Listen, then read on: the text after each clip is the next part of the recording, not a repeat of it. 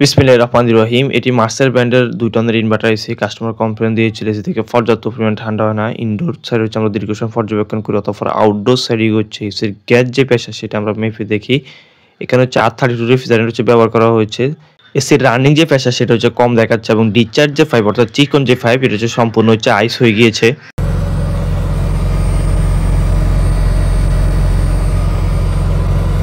কিছুদিন আগে এসিটিতে হচ্ছে অন্য টিম হচ্ছে গ্যাস রিফিল করেছিল। আজকে হচ্ছে আমরা ইনডোর এবং আউটডোর আলাদা হচ্ছে প্রেসার হোল্ডার রাখবো, অতঃপর দেখবো কোন সাইডে হচ্ছে লিক রয়েছে। আউটডোর সাইডে সর্বপ্রথম আমরা প্রেসার দিচ্ছি।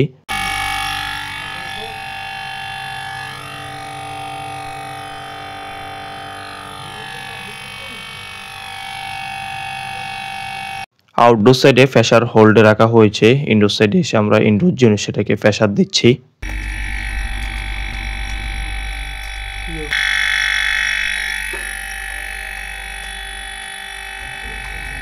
ইনডোর সাইডে এবং আউটডোর সাইডে যে প্রেসার যেটি দিয়েছিলাম পারফেক্ট ছিল, কিন্তু এসিতে হচ্ছে নিশ্চয়ই কোনো লিক রয়েছে। কিছুদিন আগে হচ্ছে অন্য টিম গিয়ে হচ্ছে এসিতে গ্যাস দিয়ে গিয়েছিল। কিছুদিন পর হচ্ছে কাস্টমার আবার কমপ্লেন দিয়ে এসিতে পর্যাপ্ত পরিমাণ ঠান্ডা হয় না। তাই হচ্ছে আমরা ফার্ট বাই ফার্ট হচ্ছে খুলে নিচ্ছি। খুলে হচ্ছে এগুলোতে হচ্ছে পানিতে হচ্ছে চুবিয়ে দেখবো যে কোথাও হচ্ছে সূক্ষ্ম লিক রয়েছে কিনা।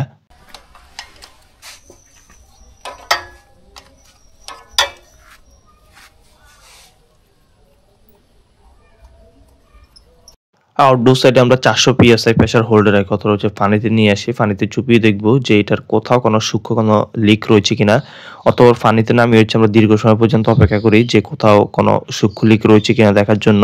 দীর্ঘ সময় পর্যন্ত এটা পর্যবেক্ষণ করি, আমরা হচ্ছে এটাতে কোনো সূক্ষ্ম কোনো লিক পাইনি। অতঃপর এসির ইনডোর যে ইউনিট সেটা হচ্ছে আমরা ফার্ট বাই ফার্ট খুলে নিব। ফার্ট বাই ফার্ট খুলে হচ্ছে এটার কুলিং যে কয়েল সেটা আমরা চেক করবো যে কোথাও কোনো লিক রয়েছে কিনা।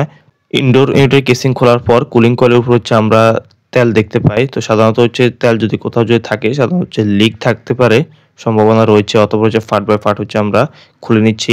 কুলিং কয়েলকে আমরা আলাদা করে 400 PSI প্রেসার হোল্ডে রাখবো। সূক্ষ্ম লিক থাকলে বের হওয়ার সম্ভাবনা। তারপর হচ্ছে আমরা এটাকে ভালোভাবে হচ্ছে পানিতে চুবানোর কিছুক্ষণ পর হচ্ছে আমরা এর মধ্যে হচ্ছে লিক পাই। ইনডোর ইউনিটের সার্কিট সাইডের ইউব্যানের উপর হচ্ছে ছোট্ট একটি সূক্ষ্ম লিক ছিল, তাই হচ্ছে প্রেসার যেটি একবারে হচ্ছে কমতো না। দেখা যাক, আমরা হচ্ছে পানিতে চুবিয়ে দেখছি। এই স্থানে হচ্ছে লিকটি রয়েছে।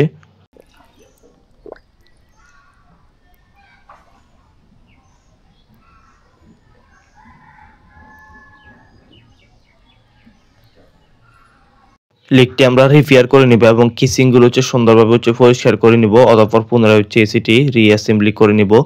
ইনডোরের যে কেসিং সেগুলো আমরা পরিষ্কার করে নিচ্ছি এবং আউটডোর যে ইউনিট সেটা আমরা পরিষ্কার করে নিয়েছি।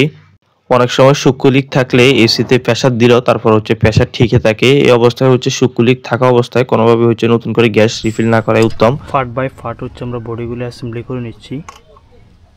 ফ্যান যে মোটর সেটা সেট করে নিচ্ছি। আউটডোর যে পিসিবি সেটা ইনস্টল করে নেব। কম্প্রেসর টার্মিনালের যে কেবলগুলো সেগুলো আমরা কানেকশন করে নিচ্ছি, যেটা হচ্ছে পিসিবির সাথে হচ্ছে শেয়ার হবে। লিকটি ইনডোর ইউনিটের ইউব্যানের মধ্যে ছিল সার্কিট সাইডে, অতঃপর হচ্ছে আমরা এটা রিপেয়ার করে নেই। একটাই হচ্ছে আমরা লিক পেয়েছিলাম এবং কুলিং যে কয়েল সেটা আমরা সুন্দরভাবে পরিষ্কার করে নেই। কেসিংগুলো পরিষ্কার করে নিয়েছি।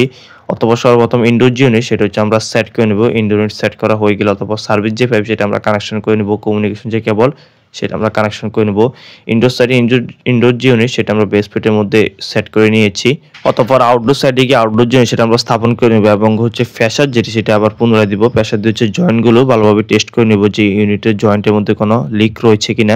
সার্ভিস পাইপের এখানে 300 PSI আমরা প্রেসার হোল্ডে রাখি।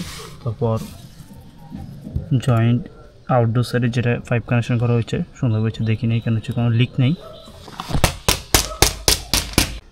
আউটডোর সাইডে প্রেসার দিয়ে জয়েন্টগুলো ভালোভাবে আমরা টেস্ট করে নেই। অতপর হচ্ছে finally indoor unit, service pipe এবং আউটডোর জিনিস সেটা হচ্ছে আমরা পারফেক্টলি হচ্ছে ভ্যাকুয়াম করে নেব।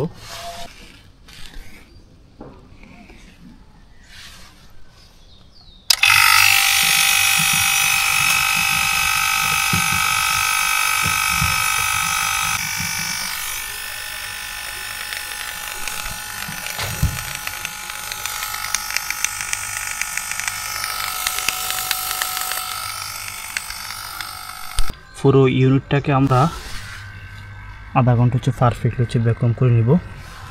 অতঃপর ওয়েট স্কেল দিয়ে হচ্ছে মেপে যতটুকু রেফ্রিজারেন্ট লাগবে সেটা আমরা রিফিল করে দেব। এটাতে রেফ্রিজারেন্ট লাগবে 0.98 কেজি অর্থাৎ 980 গ্রাম 980 গ্রাম দুইটা নিচ্ছি আমরা হচ্ছে R32 এটাতে লাগবে R32 রেফ্রিজারেন্ট রিফিল করে দিব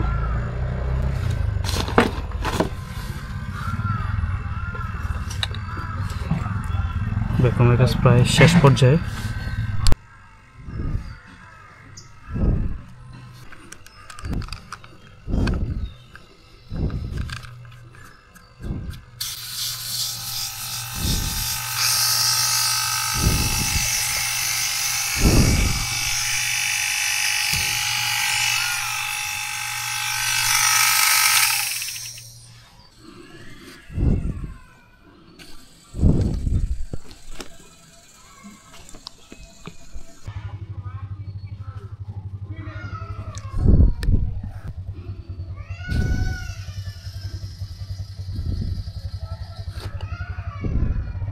আউটডোর সাইডে গ্যাস রিফিল করা হয়ে গেলে অথবা ইনডোর সাইডে গিয়ে ইনডোর জোনে সেটা আমরা চালু করে দেই পারফেক্টলি হচ্ছে কুলিং যেটি সেটা হচ্ছে বের হচ্ছে।